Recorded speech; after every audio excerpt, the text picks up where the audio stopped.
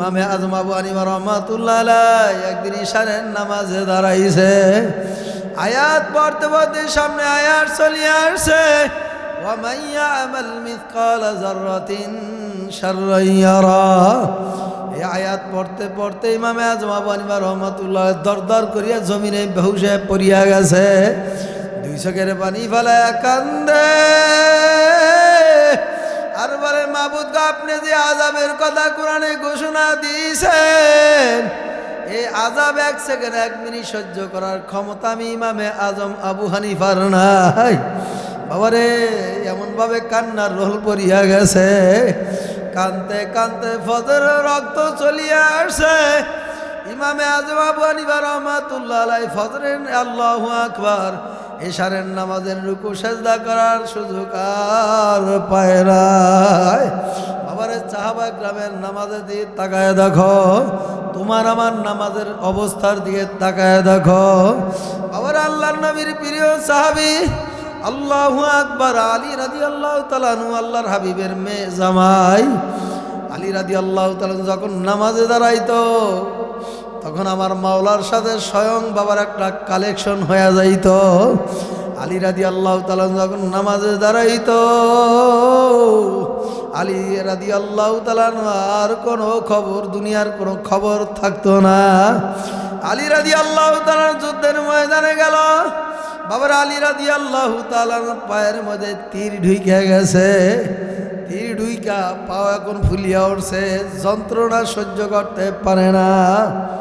আল্লাহর হাবিব জনাবে মুহাম্মদুর রাসূলুল্লাহ সাল্লাল্লাহু আলাইহি ওয়াসাল্লাম সাহাবা একরামদেরকে নিয়ে পরামর্শ করলো, সাহাবারা, আলী রাদিয়াল্লাহু তাআলা যখন নামাজে দাঁড়ায় তার দুনিয়ার কোনো খেয়াল থাকে না, তখন আমার মাওলার সাথে সম্পর্ক লাগায়া দেয়। মরণ তো লাগবে, কুল্লু নাফসি যায়গাতুল মাউত। মরণ থেকে কোথাও কেউ পালাইতে গেলেও সম্ভব হবে? জোরে বলেন, ওয়ালাউ কুনতুম ফি বুরুজিম মুশাইয়াদা। আমার মালিক ডাক দেয়া বলে, বান্দাবান্দি মরণের ভয়তে আমেরিকা, লন্ডন, সিঙ্গাপুর, সৌদি আরব কোথায় যায় পলাইবা? যেখানেই যাইবা ওইখানেই আজরাইল হাজির হয়ে যাবে। জোরে কন, কথা ঠিক না বে ঠিক? মরণ থেকে কি ভাগা যাবে? হ্যাঁ, আল্লাহু আকবার। তাহলে মৃত্যু একদিন আসবে, কোনো সন্দেহ নাই, এটার মতো আমরা একমত। কি দুনিয়ার মানুষকে ফাঁকি দেওয়া যাবে তো? অথচ যে মালিক আপনাকে আমাকে বানাইছে, এই মালিকের কি ফাঁকি দেওয়া সম্ভব? রসুল কি বলেন তার আদর্শের ভিতরে বলেন, গুনাহ করতে যাওয়ার আগে তিনটা কাজ নিয়ে ভাবতে হবে। আমি গুনাহ করব, আমি গুনাহ করব, আল্লাহ তো দেখতেছে, শুধু এই চিন্তা করবেন, এই বান্দা গুনার কাজ করতে পারবে না। আমি গুনাহ করব, ফেরেশতারা লিখতেছে, শুধু আমি দ্বিতীয় নম্বর এই খেয়াল করব যে আমি যে গুনাহ করব, এটা তো ফেরেশতা আছে, আমার দুই কাঁধের ভিতরে ফেরেশতা আছে। আমি গুনাহ করতে চাইলেই তো ফেরেশতা লেখা বলাবে। যখন বান্দাই খেয়াল করবে, ওই বান্দার দ্বারা, ওই বান্দির দ্বারা গুনাহ হবে। আর তিন নম্বর খেয়াল করবে, কিয়ামতের ময়দানে আল্লাহর আদালত আমার হিসাব দিই করা লাগবে। কি কথা ঠিক না? পার পাবে কেউ? কেউ পার পাবে? আমার মালিকের দরবারে হিসাব দেওয়া লাগবে কি লাগবে না? হ্যাঁ, আল্লাহু আকবার। ফাবিআইয়ি আলাই রাব্বিকুমা তুকাযযিবান। আল্লাহ পাকের কোন নেয়ামত বান্দাবান্দি তোমরা অস্বীকার করবা? বলেন তো দাঁড়ায়া, কে আছেন যে হুজুর আমি এই নেয়ামত অস্বীকার করি? আল্লাহ পাকের যত পরিমাণ নেয়ামত খাইছি, মায়ের গর্ভে থেকে আসার পর থেকে এই পর্যন্ত কোনো নেয়ামত অস্বীকার করার কোনো ক্ষমতা বান্দাবান্দির আছে? জোরে বলেন, আছে? সুম্মা লাতুসআলুন্না ইয়াওমাইযিন আনিন নাঈম। কিয়ামতের ময়দানে আমার মাওলা বান্দাবান্দি থেকে প্রত্যেকে তার নেয়ামত সম্পর্কে আমার মাওলায় জিজ্ঞাসা করবে। কথা ঠিক না বা ঠিক? জোরে কন। আমার মাওলার দরবারে কত নেয়ামত খাইছো? আমার মাওলার দেওয়া হাত নেয়ামত, আমার মাওলার দেওয়া চক্ষু নেয়ামত দেখা কত গুনাহ করছো? আমার মাওলার দেওয়া পাও দিয়া হাঁটিয়া হাঁটিয়া কত গুনার কাজে শরীক হইছ?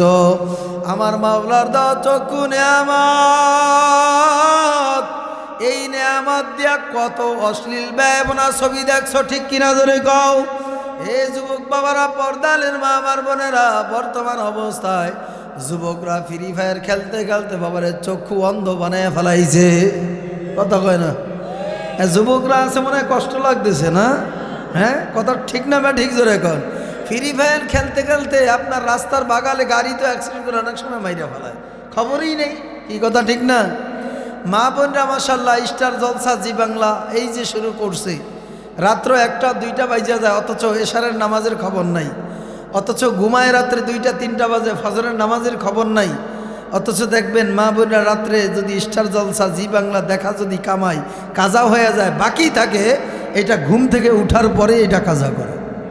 কি কথা বলেন ঠিক না বে ঠিক? অথচ দুনিয়ার এই রং তামাশায় যতটুকু আমরা মগ্ন আছি, যেই পরিমাণ সময় আমরা ব্যয় করি আল্লাহর জন্য, যদি এই সারা দিন 24 ঘন্টায় 2-1টা ঘন্টাও যদি আল্লাহর মাখলুকাত সম্পর্কে নিয়ে চিন্তা করতাম তো আল্লাহ পরিচয় পেয়ে যেতাম। কি কথা ঠিক না? তাফাক্কারু ফি খালকিল্লাহি ওয়ালা তাতাফাক্কারু ফি খালকিল্লাহ ওয়ালা তাতাফাক্কারু ফিল্লাহ। যেই বান্দাবান্দি আমার মাওলার মাখলুকাত সম্পর্কে নিয়ে চিন্তা করবে, গবেষণা করবে। কার মাখলুকাত? জোরে বলেন না কার?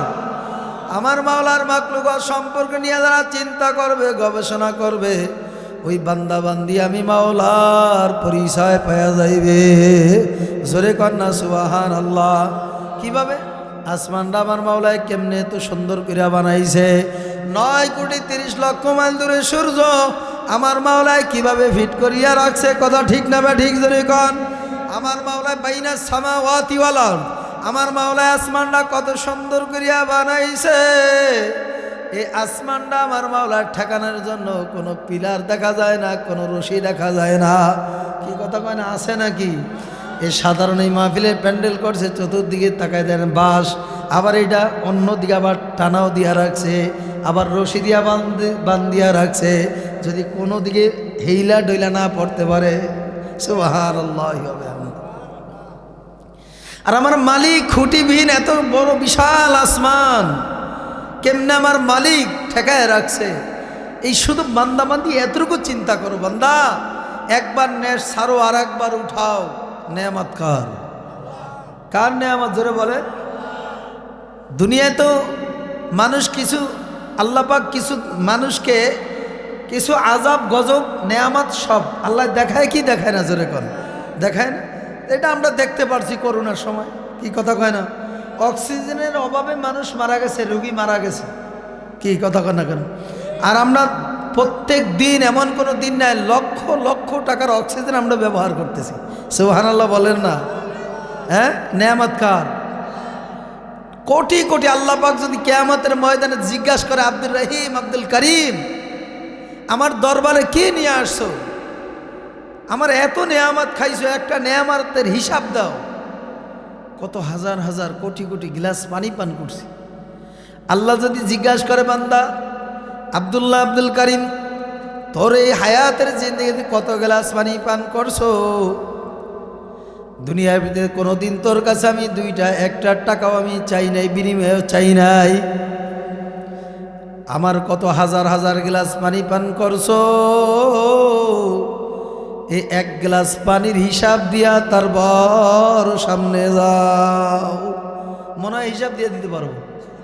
হ্যাঁ, কে বানাইলো? পানিটা কোথার থেকে আসলো? সাগরের ভিতরে ভাটা সব শুকিয়ে যায়, আবার যখন জোয়ার আসে সব ভরে যায়। কে? এত সুন্দর নেয়ামত আমাদেরকে কে দান করছে? সাগরের ভিতরে বড় বড় মাছ, রঙের বিরঙ্গের মাছ কে দান করছে? কত রকমের ফল ফুরাট খাইতে দিছি। সুবহানাল্লাহি ওয়া বিহামদি। এক এক ফলের এক এক মজা, এক এক ঘ্রাণ আছে না নাই? কে লাগাইছে? জোরে বলেন না, কে লাগাইছে? আল্লাহু আকবার। এ মালিকের চিনার দরকার আছে না নাই? এ মালিকের চিনে তারপর কবরে যাওয়া লাগবে কি লাগবে না? জোরে বলেন। এই জন্য আমি আমার বাবাদেরকে বলবো, ঢাকা আশুলিয়ার ভাইদেরকে বলবো, মাইকের আওয়াজ যত দূর যায় আজকের এই মাহফিলকে আমরা গনিমত মনে করব। রাজি আছি না ইনশাল্লাহ? আর ভাই হেলায় দোলায় তো সময় কাইটা যাইতো। টিভির দোকানে, চার দোকানে, রেস্টুরেন্টে ঢুকলে তো ঘন্টার পর ঘন্টা চলে যায়। রাত্রে 1টার পর যদি প্রেমিকা কোনো মতে মিস কল দিতে পারে, ওই প্রেমিকার সারা রাত্র আর কোনো ঘুম নাই, সব হারাম হয়ে যায়। অপেক্ষায় প্রেমিকা, অপেক্ষায় তাকে কোন সময় আমার ভালোবাসার মানুষ কল দিবে। কথা কয় না কেন? আরে ভাই, প্রেমিকার জন্য এত জীবনটারে সময় নষ্ট করার সুযোগ পাও, আর আল্লাহর কাজের জন্য, দিনের কাজের জন্য, নিজের নেক আমল করার জন্য আজও তো পর্যন্ত চিন্তা করলাম না কোথায় গেলে আল্লাহর পরিচয় পাওয়া যায়, কোথায় গেলে নেক আর আমল করা যায়। এই জায়গা খুঁজা বাইর করি। কি ভাই কথা ঠিক না? যদি আমার ভিতরে এই অন্তরের ভিতরে ভয় থাকতো, তাহলে আজকে আল কারিম ইসলামিয়া মাদ্রাসায় আজকে এই আশুলিয়া সাভার বলেন তো, এই ময়দান যেই পরিমাণ জায়গা করছে, প্রত্যেক ঘর থেকে একজন করে আসলে জায়গা হইতো? জোরে বলেন হইতো? হ্যাঁ। এরপর আল কারিম মাদ্রাসার মহতামি সব যদি আবার পোস্টারে এক কোনায় লেখা দিত, যারা আসবে তাদেরকে 100 টাকা করেও দেওয়া হবে, আর রাতের মোটামুটি ভিআইপি ভাবে খাবারটাও দেওয়া হবে, তাহলে মোটামুটি মানে লোক আর হইতো না। হ্যাঁ। আর যদি এতটুকু মহতামি সব লেখা দিত, যারা ভিআইপি মেহমান আছে এদেরকে মোটামুটিভাবে দূর দূরান্ত থেকে যারা আসবে তাদের ভাড়া বাবদ 500 টাকা করে দেওয়া হবে, এবং মোটামুটিভাবে ভালো একটা উন্নত মানের খাবার দেওয়া তাদের জন্য রেডি থাকবে। আচ্ছা, তাই বলেন তো, আজকের এই মাঠের ভিতরে যেই জায়গা আছে, আমার তো মনে হয় এর চেয়ে যদি 50টা মাঠ, 1000 মাঠ হইতো, এই মাঠেও তো জায়গা ধরতো না। কি বলেন কথা ঠিক না? কিশোর মজদুর যারাই আছে মাশাল্লাহ কাজকাম করে, খেতে কাটা যে বান্দাগুলি আছে, মোটামুটি যারা দিন আনে দিন খায়, রিক্সা চালায়, অটো চালায়, ভ্যান চালায়, তারাও চিন্তা করে আজকে কাজ বাদ দেবে, ওইখানে গেলে তো হাজিরা পাওয়া যাবে। এই কথা ঠিক না? ঠিক। আসলে দুনিয়াতে এখানে কেউ কিছু দেওয়ার মতন নাই। এইখানে আসলে দুনিয়ায় যদি ফসল না পাওয়া যায়, কোথায় পাওয়া যাবে? জোরে বলেন। মাবুদ গো, তোমার বান্দারাই আশুলিয়ায় আজকাল কারিম মাদ্রাসার মাহফিল আসছে গুনানিয়া, আর এই ময়দান থেকে আখিরি মোনাজাত দিয়া বিদায় নিবে নেকার আমল নিয়া। কথা ঠিক না বেঠিক? জোরে কন। এই জন্য আমি আমার বাবাদেরকে বলবো, রাত্র গভীর হয়ে গেছে, অল্প সময়ের জন্য একটু ধৈর্য ধারণ করিয়া বসো। হইতে পারে আপনার আমার জীবন আমার মাওলায় পরিবর্তন ঘটাইয়া দিতে পারে। কথা ঠিক না বেঠিক? জোরে কন। এমন কোন সাহাবা একরাম নাই দিনের জন্য কষ্ট করে নাই। এ আল্লাহর বান্দারা, পর্দালের মা আমার বোনেরা, আল্লাহর হাবিবের প্রিয় সাহাবী হযরত খাব্বাব রাদিয়াল্লাহু তাআলা আনহু, বাবারে ইসলাম গ্রহণ করার জন্য কি ত্যাগ স্বীকার করছে, কত কষ্ট করছে। হযরত খাব্বাব রাদিয়াল্লাহু তাআলা রাস্তা দিয়া বের হইছে, সামনে একটু আগায় দেখা হয়ে গেছে উমরের সাথে। ওমর রাদিয়াল্লাহু তাআলা ডাক দেয়া বলে, ভাই খাব্বাব, দিনের জন্য তুমি কি পরিমাণ কষ্ট করছো, দিনের জন্য কি পরিমাণ ত্যাগ স্বীকার করছো। ওমর ডাক দেয়া বলে, ভাই খাব্বাব, আমার তেমন কোনো কষ্ট হয় না। ওমর ডাক দেয়া বলে, ভাই খাব্বাব, আপনার কি পরিমাণ কষ্ট হইছে? এই দিনের রশি লাগাইতে যায়, কালিমার রশি গলায় লাগাইতে যায়, ইসলাম গ্রহণ করতে যায়, আপনার কি পরিমাণ কষ্ট হয়েছে জানতে চাই। খাব্বাব রাদিয়াল্লাহু তাআলা আনহু দুই চোখের পানি ফালাইয়া ডাক দেয়া হলো, ভাই উমর, আমি খাব্বাবের কোনো ভাষা নাই, আমার বলার ভাষা নাই, আমি বলতেও পারবো না। খাব্বাব রাদিয়াল্লাহু তাআলা ডাক দেয়া হলো, ভাই উমর, আমার পিঠের জামাটা একটু উঠায়া দেখো, আমি খাব্বাব দিনের জন্য কি পরিমাণ কষ্ট করছি, কি পরিমাণ ত্যাগ স্বীকার করছি। ওমর রাদিয়াল্লাহু তাআলা যখন খাব্বাবের পিঠের জামাটা উঠাইছে, খাব্বাব রাদিয়াল্লাহু তাআলা পিঠের দিকে তাকায় দেখে বড় বড় পাথরের মতন বড় বড় দাগ পিঠের মধ্যে পড়িয়া রইছে। খাব্বাব রাদিয়াল্লাহু তাআলার পিঠের মধ্যে বড় বড় কালো কালো দাগ পড়িয়া রইছে, হাড্ডির ভিতরে দাগ লাগিয়া রইছে। ওমর ডাক দিয়া বলে, ভাই খাব্বাব, আপনার পিঠের ভিতরে টিউমার হয়েছে কিনা? খাব্বাব রাদিয়াল্লাহু তাআলা দুই চোখের পানি ফেলাইয়া ডাক দিয়া বলে, ভাই উমর, আমার কোনোদিন টিউমার হয় না। খাব্বাব রাদিয়াল্লাহু তাআলা উমর ডাক দিয়া বলে, ভাই খাব্বাব, আপনার কুষ্ঠ রোগ হয়েছে কিনা? খাব্বাব রাদিয়াল্লাহু তাআলা ডাক দিয়া বলে, ভাই উমর, আমার কোনোদিন কুষ্ঠ রোগ হয় নাই। ভাই উমর, বেঈমানরা আমি কালিমা পড়ার অপরাধে আমার পিঠের ভিতরে এমন ভাবে অত্যাচার করছে, এমন ভাবে রুলার একের পর এক রুলার চালাইছে, আমি খাব্বাবের পিঠের ভিতরে আঘাত করতে করতে আমার হাড্ডির ভিতরে দাগ লাগাইয়া ফেলাইছে। খাব্বাব রাদিয়াল্লাহু তাআলা ডাক দিয়ে বলে, উমর আমি আর সহ্য করতে পারি না। খাব্বাব রাদিয়াল্লাহু তাআলা হাতের মধ্যে রশি লাগাইয়া বান্ধিয়া ফেলাইছে, পায়ের মধ্যে বান্ধিয়া ফেলাইছে। বেঈমানরা ডাক দিয়া বলে, খাব্বাব সময় আছে, এখনো কালিমা ছাড়িয়া দে। খাব্বাব রাদিয়াল্লাহু তাআলা ডাক দিয়া বলে, আমি যেই কালিমা পড়ি, আমি যেই মজা পাইছি, যেই শান্তি পাইছি, তোরা আমারে যত নির্যাতন করবি, যত কষ্ট দিবি, আমি খাব্বাব কালিমা ছাড়ব না। আল্লাহু আকবার। খাব্বাব রাদিয়াল্লাহু তাআলা আনহুকে বাবারে জ্বলন্ত আগুন ধাউ দাউ দাউ দাউ করিয়া জ্বলে, হাতে পায়ে রশি লাগাইয়া খাব্বাব রাদিয়াল্লাহু তাআলা জ্বলন্ত আগুনের ভিতরে শোয়া দিছে। খাব্বাব রাদিয়াল্লাহু তাআলা পিঠের চামড়াগুলা বাতের মারের মতন টকবক টকবক টকবক টকবক করে উতরাইতে আছে। খাব্বাব রাদিয়াল্লাহু তাআলা ডাক দেয়া বলে, ভাই উমর, কি যে যন্ত্রণা, কি যে ব্যথা, কি যে কষ্ট, আমি আর সহ্য করতে পারি না। খাব্বাব রাদিয়াল্লাহু তাআলা ডাক দেয়া বলে, ভাই উমর, আমি দেখতে আছি আমার পিঠের চামড়াগুলি, আল্লাহু আকবার, আগুনের তাপে আমার পিঠের চামড়াগুলি আলাদা আলাদা হয়ে যাইতে আছে, আমার পিঠের চামড়াগুলি ফসফস ফসফস করে উতরাইতেছে, আমি দেখতে পাই। এরপর বেঈমানরা আমাকে নির্যাতন বন্ধ করে নাই। খাব্বাব রাদিয়াল্লাহু তাআলা আনহুকে এরপর নির্যাতন তারা বন্ধ করে নাই। খাব্বাব রাদিয়াল্লাহু তাআলা আনহুকে বাবার গরম তেল, উত্তপ্ত তেল, এই তেলের ভিতরে খাব্বাব রাদিয়াল্লাহু তাআলা আনহুকে শোয়া দিছে। বাবারে, তোমার আমার কোনো ইসলাম গ্রহণ করতে যায়, দিনের কালিমা পড়তে যায়, তোমার আমার কোনো কষ্ট হয় না, শরমও দেওয়া লাগে নাই। সাহাবা একরামের দিকে তাকায় দেখো, তারা দিনের জন্য কি পরিমাণ কষ্ট করছে। শুধু তাই না, খাব্বাব রাদিয়াল্লাহু তাআলা হাতে পায়ে রশি লাগায়া উসারিজা পাথর দিয়া যখন খাব্বাবকে সাসরাইয়া সাসরাইয়া টানে, খাব্বাব রাদিয়াল্লাহু তাআলা পিঠের চামড়াগুলা আলাদা আলাদা হয়ে যাইতে আছে। পাথরের গসায় গসায় খাব্বাবের পিঠের চামড়াগুলি আলাদা হয়ে যায়। খাব্বাব ডাক দিয়া বলে, ভাই উমর, আমি আর সহ্য করতে পারি না। এরপরও বেঈমানরা বারবার খাব্বাবকে ডাক দেয়া বলে, কালিমা ছাড়িয়া দে, এখনো সময় আছে, কালিমা ছাড়িয়া দে, কালিমা ছাড়ব না। খাব্বাব বলে, আমি যে কালিমা পড়িয়া শান্তি পাইছি, এই কালিমা আমি ছাড়ব না।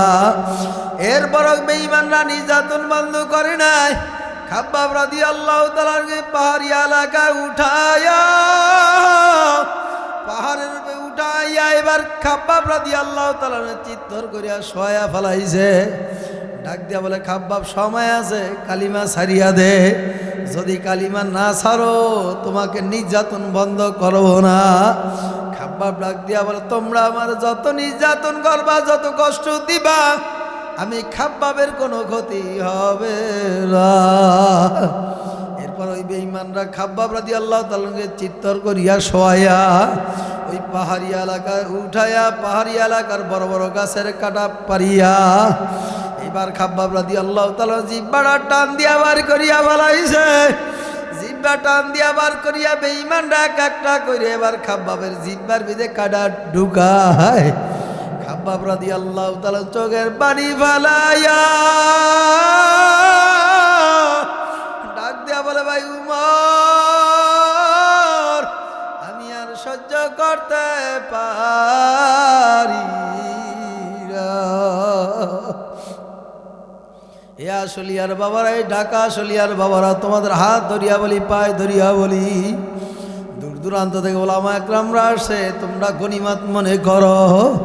আজকে তোমার জন্য বাবারে সময় পার হয়ে যাবে, যারা এই ময়দান আছে তাদের জন্য সময় কিন্তু পার হয়ে যাবে। সময়ের কিন্তু অনেক মূল্যায়ন করো। কিছুক্ষণ পরেই ময়দানের মাহফিল বাবার আখিরি মুনাজাত হয়ে যাবে, বাড়িতে চলিয়া যাইবা। কারো কারো জন্য জীবনের শেষ মাহফিল হইতে পারে, এই চিন্তা ফিকির করিয়া মনের একটু বুঝায় রে মন, দুনিয়ায় ছিলাম না আবার দুনিয়ায় পাঠাইছ। আবার এমন একটা সময় আসবে এই দুনিয়া থেকে আমার বিদায় হয়ে কবরে চলিয়া যাওয়া লাগবে। এই জন্য নিজেকে নিজে সময়কে গনিমত মনে করিয়া সময়কে মূল্যায়ন করো। বাবার এই ময়দানে একটু আসিয়া বসিয়া দেখো তোমার চৌকে একটু বানিয়ে আসে কিনা। সাহাবা একরামদের ইতিহাস তালাশ করিয়া দেখো, এমন কোন সাহাবা একরাম নাই আমার মাওলার ভয়তে, জাহান্নামের ভয়তে কান্দে নাই। বাবারে ইমামে আজম আবু হানিফা রাহমাতুল্লাহ আলাইহি বড় আলেম, বড় একজন আবেদ, আমরা যাকে অনুসরণ করি। ইমামে আজম আবু হানিফা রাহমাতুল্লাহ আলাইহি একদিন ইশারের নামাজে দাঁড়াইছে, আয়াত পড়তে পড়তে সামনে আয়াত চলিয়ে আসছে, ওয়া মান ইয়ামাল মিসকালা যাররাতিন শাররান ইয়ারা। এই আয়াত পড়তে পড়তে ইমামে আজম আবু হানিফা রাহমাতুল্লাহ দরদর করিয়া জমিনে বেহুশে পড়িয়া গেছে, দুই চোখের পানি ফেলায়া কান্দে আর বলে, মাবুদ গো, আপনি যে আযাবের কথা কোরআনে ঘোষণা দিয়েছেন, এই আযাব এক সেকেন্ড এক মিনিট সহ্য করার ক্ষমতা আমি ইমামে আজম আবু হানিফার নাই। বাবারে এমন ভাবে কান্নার রোল পড়িয়া গেছে, কানতে কানতে ফজরের রক্ত চলিয়া আসে। ইমামে আজম আবু হানিফা রাহমাতুল্লাহ আলাইহি ফজরের আল্লাহু আকবার ইশারের নামাজের রুকু সেজদা করার সুযোগ আর পায় নাই। বাবারে সাহাবা গ্রামের নামাজের দিকে তাকায় দেখো, তোমার আমার নামাজের অবস্থার দিকে তাকায় দেখো। আবার আল্লাহর নবীর প্রিয় সাহাবী আল্লাহু আকবার আলী রাদিয়াল্লাহু তাআলা আনহু, আল্লাহর হাবিবের মেয়ে জামাই আলী রাদিয়াল্লাহু তাআলা যখন নামাজে দাঁড়াইতো, তখন আমার মাওলার সাথে স্বয়ং বাবার একটা কালেকশন হয়ে যাইত। আলী রাদিয়াল্লাহু তাআলা যখন নামাজে দাঁড়াইতো, আলী রাদিয়াল্লাহু তাআলা আর কোনো খবর, দুনিয়ার কোনো খবর থাকতো না। আলী রাদিয়াল্লাহু তাআলা যুদ্ধের ময়দানে গেল, বাবার আলী রাদিয়াল্লাহু তাআলা পায়ের মধ্যে তীর ঢুকে গেছে, তীর ঢুইকা পাও এখন ফুলিয়া উঠছে, যন্ত্রণা সহ্য করতে পারে না। আল্লাহর হাবিব জনাবে মুহাম্মদুর রাসূলুল্লাহ সাল্লাল্লাহু আলাইহি ওয়াসাল্লাম সাহাবা একরামদেরকে নিয়ে পরামর্শ করলো, সাহাবারা, আলী রাদিয়াল্লাহু তাআলা যখন নামাজে দাঁড়ায় তার দুনিয়ার কোনো খেয়াল থাকে না, তখন আমার মাওলার সাথে সম্পর্ক লাগায়া দেয়। আমার আলীর পায়ের ভিতরে তীর ঢুইকা গেছে, পা ফুলিয়া উঠছে, কত যন্ত্রণা আলী তাও কোনো অনুভব করে না। সাহাবারা তোমরা শোনো, যখন আমি মসজিদের নববীতে ইমামতি করব, আলী যখন নামাজে দাঁড়াইবে, আমার আলী যখন সেজদার মধ্যে যাবে, তোমরা আলী রাদিয়াল্লাহু তাআলা আনহুর পায়ের তীরটা তোমরা টানিয়া, দাঁত দিয়া টানিয়া খুইলা ফেলাইবা। আলী রাদিয়াল্লাহু তাআলা আল্লাহর হাবিবের পিছনে দাঁড়াইয়া মসজিদের নববীতে নামাজ আদায় করতে আছে। বাবারে সাহাবা একরামরা আলী রাদিয়াল্লাহু তাআলা আনহুর পায়ের তীরটা নিয়া খুইলা ফেলাইছে, সঙ্গে সঙ্গে রক্তের বন্যা বয়া গেছে, জর জর জর জর করিয়া পাওতে রক্ত পড়িয়া জমিন পর্যন্ত লাল হয়ে গেছে। বাবারে আলী রাদিয়াল্লাহু তাআলার নামাজ শেষ হয়ে গেল, আলী রাদিয়াল্লাহু তাআলার কোনো খবর নাই। আর তোমার আমার নামাজের দিকে তাকায়া দেখো, আমার মাওলা ডাক দিয়া বলেন, তা'বুদুল্লাহ কাআন্নাকা তারাহু ফা ইল্লাম তাকুন তারাহু ফা ইন্নাহু ইয়ারা। এমন ভাবে বান্দা বান্দি নামাজে দাঁড়াও, আর এই খেয়াল নিয়ে নামাজে দাঁড়াও, আমি আমার মাওলারে দেখি না, আমার মাওলায় আমাকে দেখতে আছে। যখন এই খেয়াল ঢাল নিয়ে নামাজে দাঁড়াইবা, দেখবা তোমার আবার নামাজ কত সুন্দর, তোমার তেলাওয়াত কত সুন্দর, তোমার রুকুটা কত সুন্দর, তোমার তাসবিহ তাহলিল কত সুন্দর, তোমার সেজদাটা কত সুন্দর, তোমার তাসবিহ তাহলিল তোমার তেলাওয়াত গুলা দেখবা কত সুন্দর। আর এখন আমরা নামাজে দাঁড়াইলে আমাদের দুনিয়া দুনিয়া দুনিয়ার চিন্তা, নামাজও খুশু খুশু হয় না। এই জন্যই আল্লাহর হাবিব আল্লাহু আকবার। আমার বাবাদেরকে বলবো, পর্দালের মা আমার বোনদেরকে বলবো, সাহাবা একরামের নামাজের দিকে একটু তাকায় দেখেন। আল্লাহর হাবিব নামাজের মধ্যেই আল্লাহর সঙ্গে সরাসরি বাবারে মেরাজ করছে। আবার আল্লাহু আকবার। আল্লাহর হাবিব বলেন, আমার ইমানদার, আমার জাকিরিন, আমার আশেক, আমার উম্মত নামাজ পড়বে, এমনভাবে নামাজ আদায় করবে যেরকম আমি আল্লাহর হাবিব, আমি নবী আমার মাওলার সঙ্গে সাক্ষাৎ করছি। কিয়ামতের ময়দানে আমার বান্দা বান্দিরা আমার মাওলার সঙ্গে সাক্ষাৎ করবে ও নামাজের মাধ্যমে। কথা ঠিক না বেঠিক? জোরে কন। আসসালাতু মিরাজুল মুমিনিন। মুমিনরা আমার মাওলার সঙ্গে সরাসরি মেরাজ করবে, সাক্ষাৎ করবে। আল্লাহু আকবার। জোরে বলেন। আসলিয়া ঢাকার বাবারা, পর্দালের মা আমার বোনেরা, সামনে তো রমজান মাস চলে আসে। রমজানের কি প্রস্তুতি গ্রহণ করছো বাবারে? দেখবার। আল্লাহু আকবার। আমার মালিক ডাক দিয়া বলে, ইয়া আইয়ুহাল্লাযীনা আমানু কুতিবা আলাইকুমুস সিয়াম কামা কুতিবা আলাল্লাযীনা মিন ক্বাবলিকুম লাআল্লাকুম তাত্তাকুন। হে ঈমানদারগণ, তোমাদের প্রতি রমজানের রোজা ফরজ করা হয়েছে, তোমাদের পূর্ববর্তীদের উপরে রমজানের রোজা ফরজ করা হয়েছিল। কথা ঠিক কিনা? জোরে কন। তোমরা তাকওয়া অর্জন করো, রমজান মাস তাকওয়া অর্জনের মাস। কথা ঠিক কিনা? জোরে কন। এ দুনিয়াদার পাগল আমার বাবারা, আমার মাওলার পরিচয় নেওয়া লাগবে। আমার মাওলার পরিচয় নিয়া তারপর আমার মাওলার কবরে যাওয়া লাগবে। বাবারে রমজান মাস সামনে, রমজান আসছে। বাবারে রমজান মাসে তারাবির ভিতরে কত মজা। বাবারে রোজাদারের জন্য ইফতারের মধ্যে কত শান্তি, কত মজা। বাবারে রোজাদারের জন্য বাবারে সেহরির ভিতরে আলাদা একটা মজা। সেহরি খাও, রসুল বলে এটা তোমরা বরকত হিসাবে খাও। এ আল্লাহর বান্দারা, পর্দালের মা আমার বোনেরা, অন্য অন্য দিনে একটা নেক আমল করলে বাবারে একবার হরফ পড়লে 10 নেকি। আর রমজান মাসে কেউ যদি একটা হরফ, আল্লাহু আকবার, একটা হরফ তেলাওয়াত করে, তার আমল নামায় কয়টা নেকি জমা হয়? জোরে কন। 70টা নেকি। প্রত্যেকটার আমলের বিনিময় আমার মাওলা 70টা করে নেকি জমা করিয়া দিবে। বাবারে আল্লাহু আকবার। অন্য অন্য সময় ফরজ, আর মাহে রমজান মাসে যারা নফল ইবাদত করে বাবা, ওই নফল আমার মাওলায় ফরজের সমতুল্য বানায় দেয়। কথা ঠিক কিনা? জোরে কন।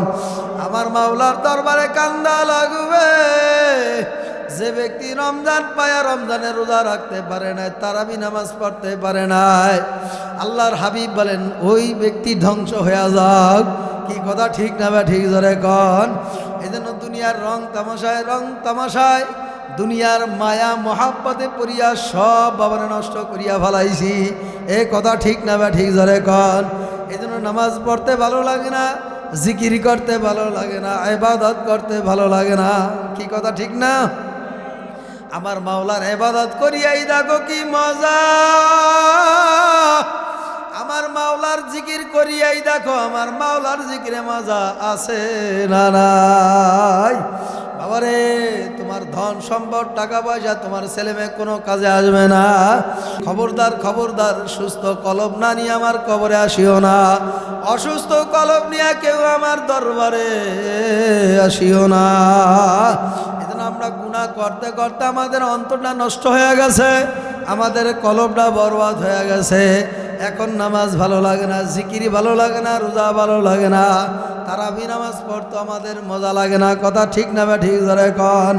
এই জন্য রমজান আসছে, এমনভাবে আমরা মজবুত করি, আমাদের ইমানকে মজবুত করব, আর আমার মাওলার দরবারে কাকুতি মিনতি কইরা কাঁদব যেন আমার মাওলা আমাদেরকে মাফ করিয়া দেয়। বাবারে রমজান মাস কত বরকতি মাস। বাবারে রোজাদার সারাদিন রোজা রাখে, এরপর যখন ইফতার করার জন্য সামনে বসে, আসরের নামাজের পর কিন্তু বাবারে রোজাদারের এমন এক পরিস্থিতি, এমন এক অবস্থা হয়ে যায়, রোজাদারের গলাটা শুকায়া যায়, রোজাদারের শরীরটা দুর্বল হয়ে যায়। কথা ঠিক না ব্যাঠিক জোরে কন। এরপর ইফতার সামনে নিয়ে রোজাদার বসিয়া থাকে, সামনে কত উন্নত মানের খাবার, আমার বান্দা বান্দিরা কোনো খাবার গ্রহণ করতে আসে না। আমার ঘরের ভিতরে দামি ফ্রিজের ভিতরে কত উন্নত মানের খাবার, কত ফুল ভরা, কত ফল ফ্রুট আছে, কত রান্না বিরঙ্গের বিরঙ্গের খাবার আমার ঘরের ভিতরে বিদ্যমান। এরপর আমার বান্দা খায় না, আমার মাওলার হুকুম অর্ডার ছাড়া কোনো আমার বান্দা বান্দিরা কোনো খাবার পান করে না। আমার মাওলায় তাকায় রয়েছে বান্দার কলবের দিকে, আমার মাওলায় তাকায় তাকে ইফতার সামনে নিয়ে কত কান্দে, রাত্রে সেহরি খাওয়ার সময় কত কান্না, চোখে পানি ফেলায় আমার বান্দা বান্দিরা গুনাহ থেকে তওবা করার জন্য কতই কান্না কানবে। এই রমজান মাস বাবার আল্লাহু আকবার বরকতি মাস, নেক আমল অর্জনের মাস, অফারের মাস। অন্য মানে মাসগুলা কিন্তু অফার দেয় না। 12 মাসের একটা মাস, এই 11 মাস পরে বাবারে যখন 12 মাস আইসা পড়ে, এই আল্লাহু আকবার 11 মাস পরে আমাদেরকে আমার মাওলা একটা অফারের মাস দিয়া দেয়। যারা নেক আমল করে না তারাও নেক আমল করে, যারা নামাজ 5 ওয়াক্ত পড়ে না তারা ওই সুযোগে 5 ওয়াক্ত নামাজ পড়ে। ঠিক কিনা জোরে কন। এই জন্য আমি আমার বাবাদেরকে বলবো, পর্দার মা আমার বোনদেরকে বলবো, কত অসহায় গরিব আছে, কত মিসকিন আছে, এই দুনিয়াদার পাগল আমার বাবারা, পর্দালের মা আমার বোনেরা, আমার মাওলার পরিচয় নাও, তারপর আমার মাওলার কবরে যায় শুইও। এই দুনিয়াদার পাগল আমার বাবারা, আমার মাওলাকে চিনিয়া তারপর বুঝিয়া শুই না, তারপর আমার মাওলার কবরে যায় শুইও। আমার মাওলা তোমার আমার বানাইছে, কত সুন্দর করিয়া বানাইছে। ইন্নাল ইনসানা লিরাব্বিহি লাকানুত। এই দুনিয়াদার পাগল আমার বাবারা, আমার মাওলা ডাকতে বলে, লাকাদ খলাকনাল ইনসানা ফি আহসানি তাকওয়িম। আমি মাওলায় বান্দা বান্দি তোরে কত সুন্দর করিয়া বানাইছি। তোর চেহারার দিকে তাকায় দেখ, তোর 5টা ভাইয়ের ভিতরে তোর কোনো ভাইয়ের চেহারার সাথে তোর চেহারার সাথে হুবাহুব কোনো মিল পাওয়া যায় না। কথা ঠিক না বা ঠিক ধরে কন। তোর হাতের আঙ্গুলের ছাপের সাথে ছাপ কোনো মিল নাই। তোর বাবা আল্লাহু আকবার আত্মীয় স্বজনের সাথে তোমার কোনো হুবাহুব মিল পাওয়া যায় না। এত সুন্দর করে তোমার আমার কে বানাইছে? জোরে কন কে? জোরে কন, জোরে কন কে? ওই মালিকের করুণ সুরে একটা ডাক দেন আল্লাহ, আর মহাব্বতে ডাক দেন আল্লাহ। আমার মাওলায় বানাইছে, এরপর আমার মালিক ডাক দেবেন, ইন্নাল ইনসানা লিরাব্বিহি লাকানুত। বান্দা বান্দিরা তোরা বড় নিমক হারাম, আমার নেয়ামত খায়া লয় আমার নেয়ামতের নাশুকরিয়া করছো। তোর মতো নিমক হারাম সারা জগতে হইতে পারে না। এরপর আমার মালিক ডাক দিয়া বলে, ফি আইয়ি সূরাতিন মা শাআ রাক্কাবাক। আমি মাওলা তোর চেহারাটারে কত সুন্দর ডিজাইন করে বানাইছি। তোর চেহারার ভিতরে আমি মাওলা কত রঙের কত ডিজাইন করে বানাইছি। তোর চেহারার ভিতরে আমি মাওলায় কত সুন্দর আকৃতি দিয়া, আমি মাওলায় কত সুন্দর রং দিয়া তোরে বানাইছি। তামাম দুনিয়া এরকম কোনো বৈজ্ঞানিক কারিগর নাই আমার একটা মানুষের মতন মানুষ বানায়া কথা বলায় দেখাইতে পারবে। আছে আছে জোরে কর। কিয়ামত পর্যন্ত হাজারো আল্লাহু আকবার বৈজ্ঞানিক চেষ্টা করছে বাবারে, 1400 বছর আগ পর্যন্ত চেষ্টা করছে। আজ পর্যন্ত আমার মালিকের একটা কোরআনের আয়াতের মতন আয়াত বানায় দেখাইতে পারে নাই। আমার মাওলার সৃষ্টি জগতের কোনো একটা সৃষ্টি বানায় দেখাইতে পারে না। ঠিক কিনা?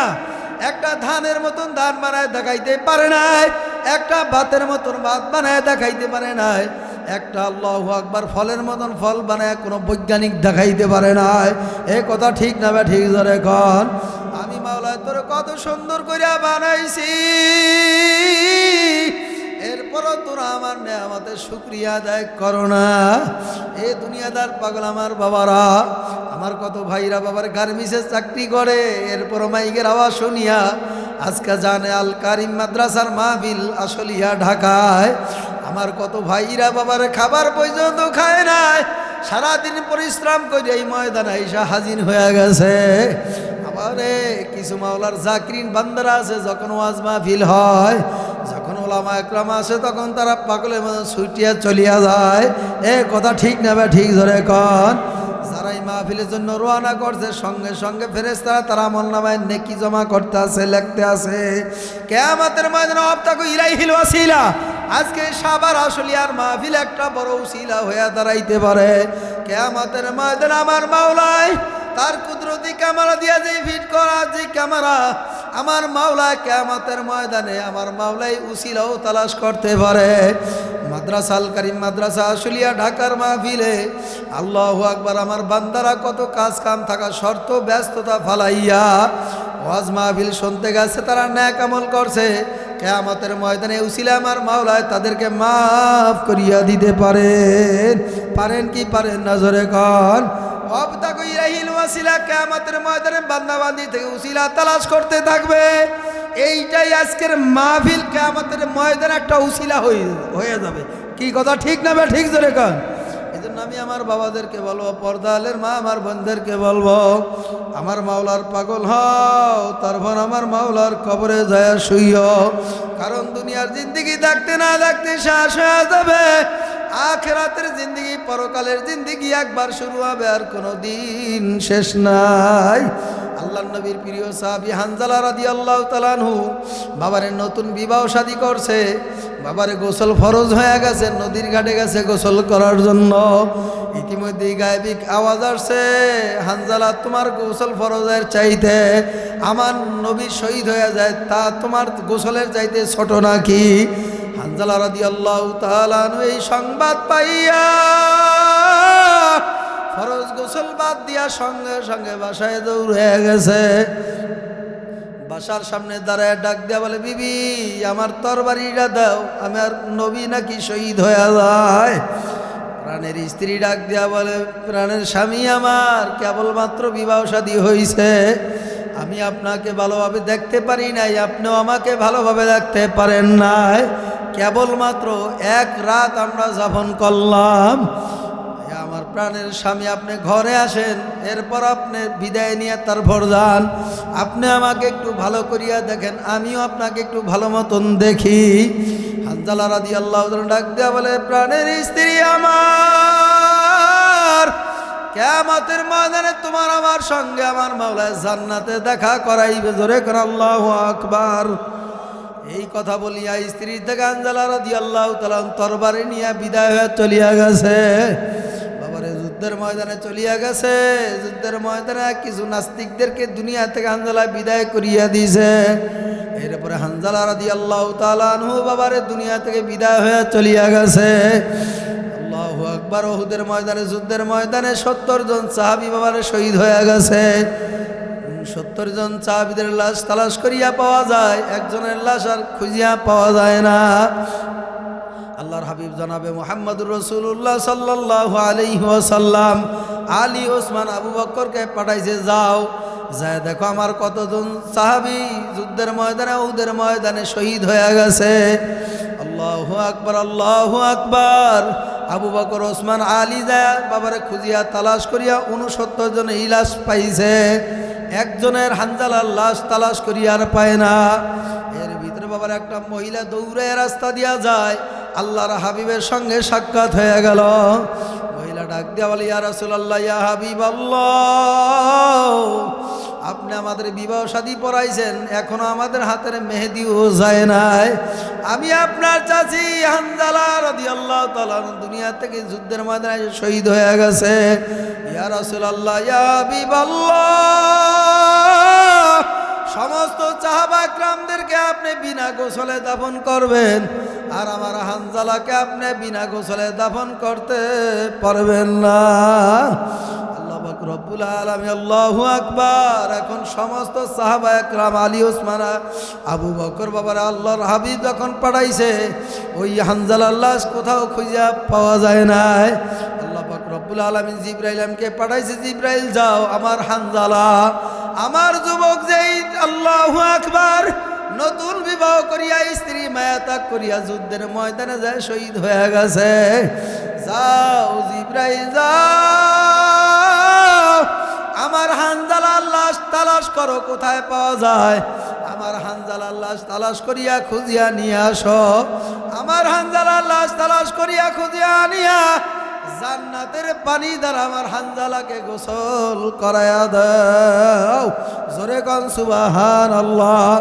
জিবরাইল আমিন হানজালা রাদিয়াল্লাহু তাআলা সুন্দরভাবে এবারে জান্নাতের পানি দ্বারা গোসল করাইয়া সাহাবা একরামের সামনে হাজির করলো। সাহাবা একরাম সত্য মিথ্যা যাচাই করার জন্য হানজালা রাদিয়াল্লাহু তাআলা মাথার মধ্যে হাত বুলাইয়া পরীক্ষা করার জন্য যখন যায়, হানজালা রাদিয়াল্লাহু তাআলা মাথায় হাত বুলাইয়া দেখে হানজালা রাদিয়াল্লাহু তাআলা যেই জান্নাতের পানি দ্বারা গোসল করাইছে, হানজালা রাদিয়াল্লাহু তাআলা মাথা দিয়ে ওই জান্নাতের পানি টপ টপ টপ টপ করিয়া পড়তে আছে। আল্লাহু আকবার জোরে বলেন। এজন্য আমি আমার বাবাদেরকে বলবো, পর্দালের মা আমার বোনদেরকে বলবো, সামনে রমজান মাস আসতে আছে, আল কারিম মাদ্রাসা আপনাদের সম্পদ। এই মাদ্রাসার মধ্যে আপনাদের খেয়ালও রাখা লাগবে, নজরও রাখা লাগবে, সহযোগিতাও করা লাগবে। কথা ঠিক না বা ঠিক ধরে কর বাবারে। কত সাহাবা একরামরা দুনিয়া থেকে জীবন যাপন করছে, তাদের কোনো সম্পদ ছিল না, তারা অসহায় ছিল, তারা গরিব ছিল, তারা উন্নত মানের একটা জামা পোশাক পরতে পারে নাই।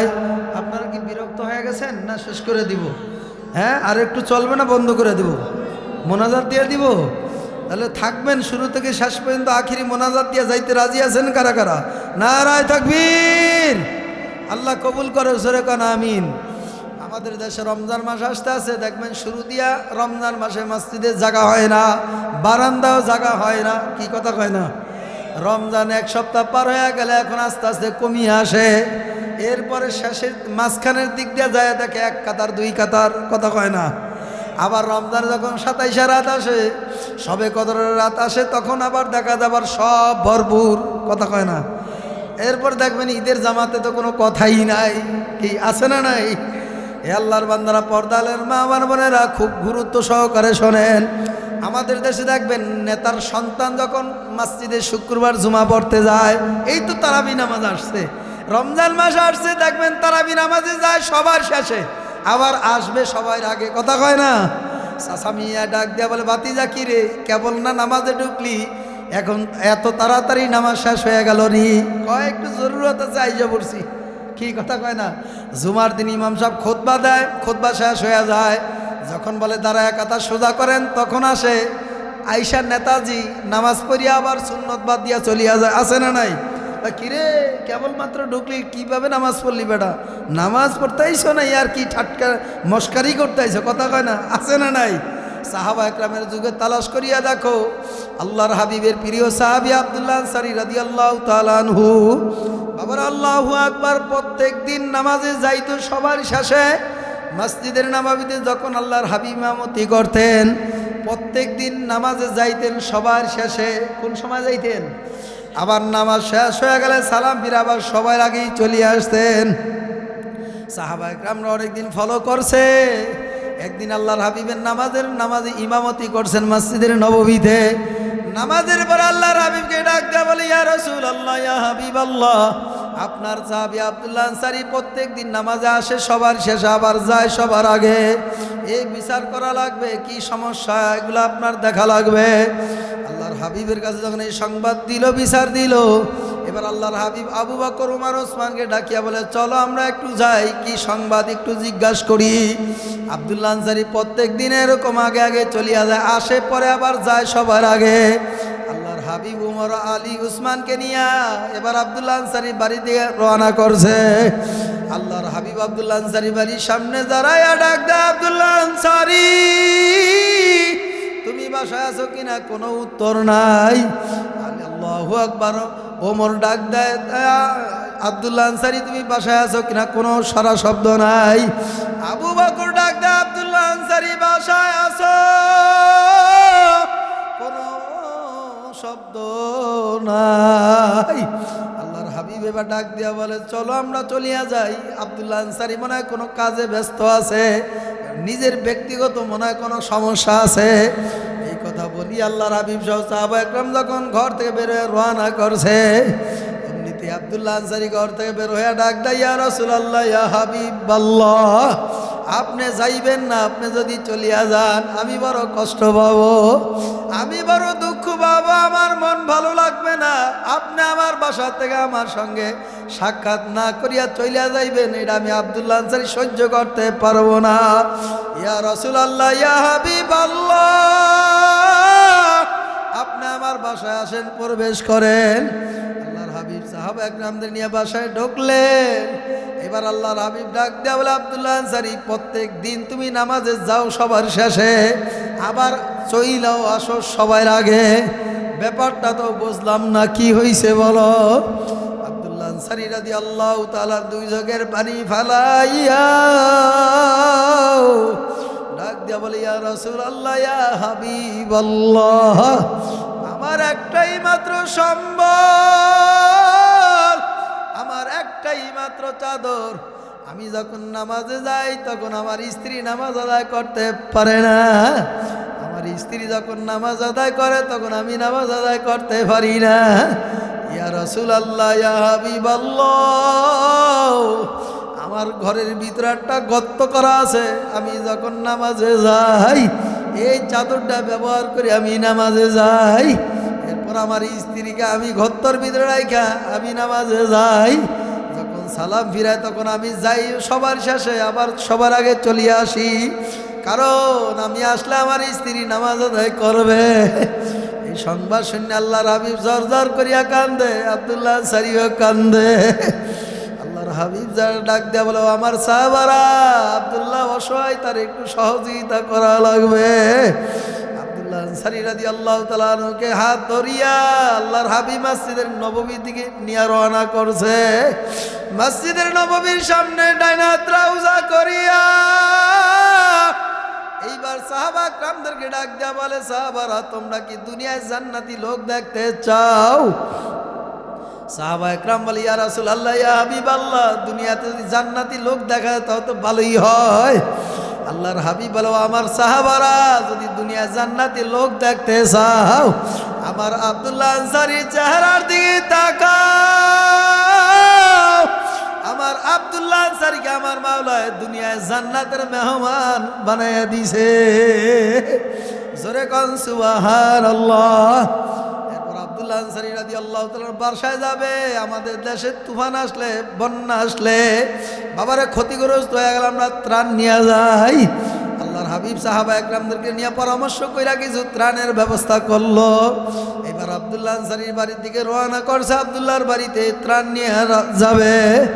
আল্লাহু আকবার। আব্দুল্লাহ আনসারী রাদিয়াল্লাহু তাআলা বাসার সামনে গেল। বাবারে কিছু বাচ্চাদের কান্নার আওয়াজ পাওয়া যায়, আউ মাউ করিয়া কান্নার আওয়াজ পাওয়া যায়।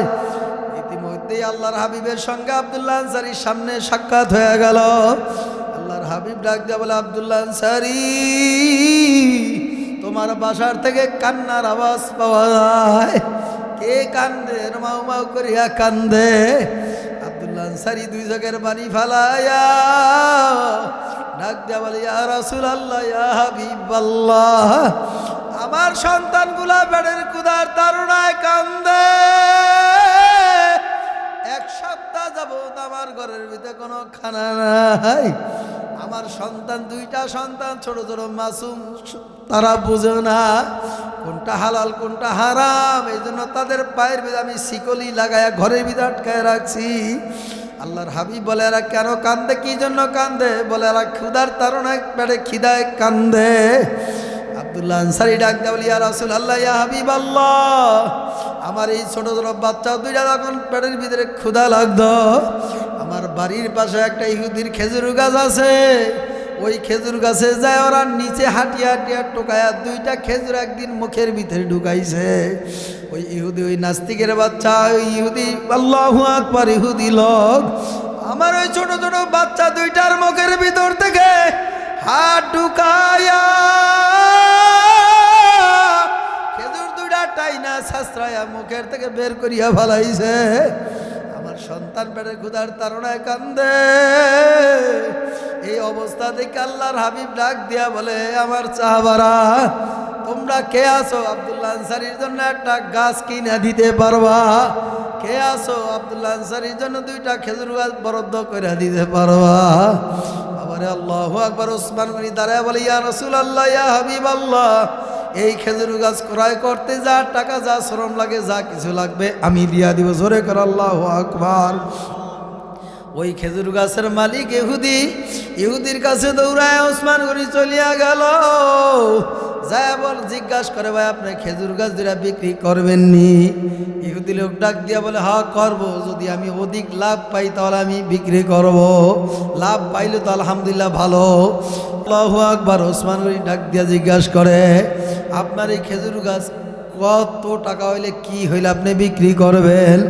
ইহুদি লোক ডাক দিয়া বলে, আমার দুইটা খেজুর গাছ যদি কেউ নেয়, এই দুইটার পরিবর্তে আমাকে 4টা খেজুর গাছ দেওয়া লাগবে, তাহলে আমি খেজুর গাছ তার কাছে বিক্রি কইরা দিব। ওসমান গনি ডাক দিয়া বলে, আমি আব্দুল্লাহ আনসারী দুইটা ছোট বাচ্চাদের জন্য এই দুইটা গাছ আমি ক্রয় করব, আপনি যা চান তাই আমি দিব। ইহুদি লোক বলল, এই দুইটা খেজুর গাছের বিনিময়ে আমার 4টা খেজুর গাছ দেওয়া লাগবে। ওসমান গনি রাদিয়াল্লাহু আনহু ডাক দিয়া বলে, শোনো, আমার 1000 খেজুর গাছের বাগান আছে, তোমাকে 4টা না, এই বাগান থেকে আমি বাঁচিয়া বাঁচিয়া তোমাকে আমি 100 খেজুর গাছ দিয়া দিব। জোরে কর সুবহানাল্লাহ। আবার 2টা খেজুর গাছের বিনিময়ে 100 খেজুর গাছ বাঁচিয়া বাঁচিয়া ওইখান থেকে ওসমান গনি দিয়া দিয়েছে। এই কথা বোঝানোর উদ্দেশ্য হলো, বাবা আমাদের সমর্থ আছে, আমাদের ভালো পোশাক পরিয়া নামাজ পড়ার মতন সমর্থ আল্লাহ আমাদেরকে দান করছে। কথা ঠিক না বা ঠিক ধরে কন? যেহেতু রমজান মাস সামনে, রমজানে কত অসহায় আমার মা বোনরা আছে, ভোর রাত্রে একটু উন্নত মানের খাবার খাইতে পারবে না, ইফতার খাইতে পারবে না। এখন থেকে আমরা তাদেরকে দেখা তাদেরকে আমরা সহযোগিতা করব। কথা ঠিক না বা ঠিক ধরে কন? কোনো বান্দার জন্য কোনো বান্দা যদি সামনে আল্লাহু আকবার খাবারের জন্য ব্যবস্থা করিয়া দেয়, আমার মাওলা তাকেও খাবারের ব্যবস্থা করিয়া দিবে। রসুল বলে, আমার কত বান্দারা আছে খাবার অপচয় করে। এই ঢাকা শহর আশুলিয়াতে বিবাহ শান্তির অনুষ্ঠানে বাবার যেই পরিমাণ খাবার নষ্ট করে, ওই খাবার দিয়ে আরো 2, 4, 500 মানুষ খাইতে পারে। কথা ঠিক না বা ঠিক ধরে কন? অথচ অসহায় গরিব মানুষ তারা রাস্তা দিয়ে হাঁটিয়া গেলে মুসাফিরও যদি দেখে, তারা বলে, সরো সরো, এখন যাও, সময় নাই, পরে দেখা কইল। কি কথা কয় না দি? এ আশুলিয়া ঢাকার মানুষ। কথা ঠিক না বা ঠিক ধরে কন? এই জন্য বাবারে গরিব অসহায়দেরকে তাড়াইয়া দিও না, তাহলে তোমার কবলে বাবারে বিপদ আসতে পারে। কথা ঠিক কিনা জোরে কন? তুমি কয়দিনে বড়লোক হইছো? এমন এক সময় ছিল তোমার টাকা পয়সা ছিল না, ধন দৌলতও ছিল না। কথা ঠিক কিনা জোরে কন? এই জন্য আমার মাওলার ভয় করো, মাওলার আযাব ও গজবকে ভয় করো। আমার মাওলার পরিচয় নিয়ে তারপর আমার মাওলার কবরে যাইও। কারণ আল্লাহর হাবিব বলেন, আল কবরু রাউযাতুম মিন রিয়াজিল জান্নাহ আও হুফরাতুম মিন হুফারিন নার। কোন মুমিন বান্দা, নামাজিওয়ালা, দিনদার আল্লাহ ওয়ালাদের জন্য কবরটা একটা জান্নাতের বাগান হয়ে যাবে। আল্লাহু আকবার। কোন নাফরমান, সুদখোর, ঘুষখোর, বেনামাজির জন্য কবরটা একটা জাহান্নামের গর্ত হয়ে যাবে। বলেন নাউজুবিল্লাহ। বান্দা বান্দি সহ্য করতে পারবি, মনে রে বুঝায় তারপর আমার মাওলার কবরে যাইও। এ দুনিয়াদার পাগল আমার বাবারা, পর্দালের মা, আমার বোনেরা, আল্লাহ রাবি বলে, মান বাকা মিন খশিয়াতিল্লাহ হারামাল্লাহু তিলকাল আইনা আলান নার। যেই বান্দা বান্দির আমার মাওলার ভয়, জাহান্নামের ভয় চোখে পানি ফেলায়া কাঁদবে, ওই বান্দা বান্দিদেরকে আমার মাওলায় মাফ না করিয়া পারবে না। আশুলিয়া ঢাকার বাইরা, মাথাটা একটু নিচা করিয়া মনটারে বুঝায় করে, মন, কবর কেমন ঘর? অন্ধকারের ঘর, পোকামাকড়ের ঘর, সাপ বিশুর ঘর। কবর তোমাকে আমাকে ডাকা, আনা বাইতুল ওয়াহদা, আনা বাইতুল দূর, আনা বাইতুল জুলমা, আনা বাইতুল গরবা। আমার মাওলার ডাক দিয়া বলে, আমি কবর একাকের ঘর, অন্ধকারের ঘর, পোকামাকড়ের ঘর, আমি কবর সাপ বিশুর ঘর, যেই কবরের সাথীও নাই, বাতিও নাই, বন্ধু নাই, ওই কবরে একা একা কেমনে থাকবা? মনে রে বুঝায় তার ভর মাওলার কবরে যায় শুইয়।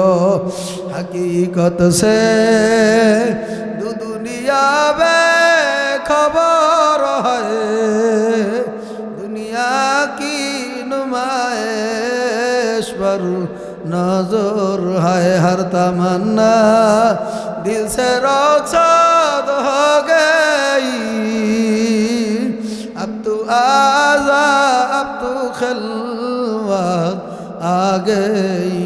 तो तौफीक तो तौफीक तो हमसे तू यामानत व इदाबत हमसे तू आशिकारा मिल्लत मज़हब जुदास्त आशिकारा मिल्लत मज़हब खुदा आशिकारा रोज़े माशार बाके आमद करेरी आशिकारा जुज तमाशा इजामाले यारे नीज। জাকিরিন বান্দা বান্দিরা দুনিয়ায় বৈশা আমার মাওলার নামের জিকির করছে। জাকিরিন বান্দারা বাবার তাকবীরুল সাথে নামাজ আদায় করছে। জাকিরিন বান্দাদেরকে আমার মাওলা কিয়ামতের ময়দানে জান্নাতের মেহমান বানায় দিবে, জাহান্নামীদেরকে জাহান্নামের বানায় পাঠায় দিবে। জাহান্নামীরা জাহান্নামের দেওয়াল টপকাইতে থাকবে আর উঠতে থাকবে। জাহান্নামীরা দেওয়াল বাইতে বাইতেই মনে হয় ভাবে যে আমি মনে হয় পার হয়ে গেলাম। জাহান্নামীরা জাহান্নামের দেওয়াল টপকাইতে টপকাইতে বাইতে বাইতে যখন উপরে উঠবে অমনি আবার জাহান্নামের আগুনে ভিতরে পড়িয়া যাবে। আল্লাহ তুমি আমাদের প্রত্যেককে মাফ করিয়া দাও। জান্নাতীদেরকে আমার মাওলা জান্নাত দিয়া দিছে, তারা জান্নাতে যাইতে চায় না। জান্নাতীরা ডাক দেয়া বলে, মাবুদ গো দুনিয়ায় বৈশা তোমার নামের জিকির করছি, মাবুদ গো তোমাকে পাওয়ার জন্য হালকায় জিকিরে উপস্থিত হয়েছি, মাসিক ইজতেমায় উপস্থিত হয়েছি, আল্লাহওয়ালাদের দরবারে গেছি, ওয়াজ মাহফিলে গেছি, ওই টঙ্গীর ময়দানে তোমাকে পাওয়ার জন্য ছুটিয়া পাগলের মতন দৌড়ায় চইলা গেছি, ওই চরমনের ময়দানে তোমারে পাওয়ার জন্য পাগলের মতন দৌড়ে চইলা গেছি। মাবুদ গো তোমাকে পাওয়ার জন্য ওই চাঁদপুর উজানির ময়দানে চলিয়া গেছি। মাবুদ গো তুমি কই? আমার জাকিরিন বান্দারা আমার মাওলা জান্নাতে যাইতে চায় না, জান্নাতেও ঢুকবে না। জাকিরিনা বলবে, মাবুদ গো তোমার জান্নাত দিয়া কি করব, জাহান্নাম দিয়া কি করব? আমি চাই শুধু তোমারে। জাকিরিনা কিয়ামতের ময়দানে আল্লাহু আকবার উঠে এমন ভাবে দৌড় মারবে, ৭০,০০০ নূরের পর্দাগুলি আমার মাওলা টাস টাস করে খুলিয়া দিবে। জাকিরিন বান্দা বান্দিরা আমার মাওলার সঙ্গে দেখা করতে কোনো ভিড়াভিড়ি লাগবে না। এই জন্য আমি আমার বাবাদেরকে বলবো, ঢাকা আশুলিয়ার বাবাদেরকে বলবো, পর্দালের মা আমার বোনদেরকে বলবো, রমজান যেহেতু আসিয়াই পড়ছে, আমরা তওবা করা তওবা করতে পারি। আমার মাওলা আপনাকে আমাকে মাফ না করিয়া পারবে না।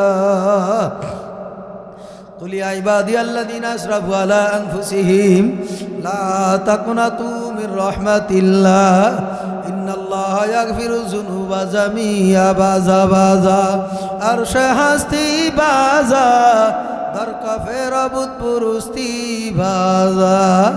এ দুনিয়াদার মানুষ, এ দুনিয়াদার বান্দা বান্দিরা, পাহাড় পরিমাণ গুনাহ যদি করিয়া থাকো না কেন, ভূত পূজার মতন যদি পূজা করিয়া থাকো না কেন, গুনাহ করার পরে তওবা করার মতন যদি তওবা করতে পারো, আমার মালিকের কাছে যদি মাপ চাওয়ার মতন মাপ চাইতে পারো, আমার মাওলায় বান্দা বান্দিকে মাপ না করিয়া পারবে না।